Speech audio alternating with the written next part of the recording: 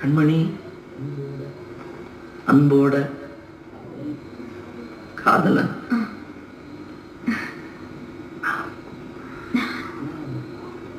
நான் எழுதும்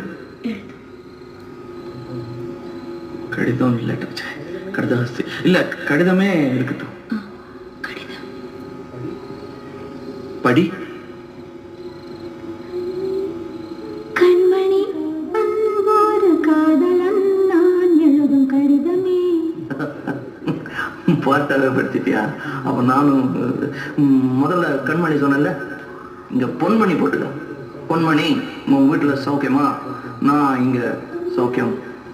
பொன்மணி, உன் வீட்டில் சௌக்கியமா? நான் இங்கு சௌக்கியமே. உன்னை நினைச்சு பார்க்கும்போது கவிதை மனசுல அருவி மாதிரி கொட்டுது.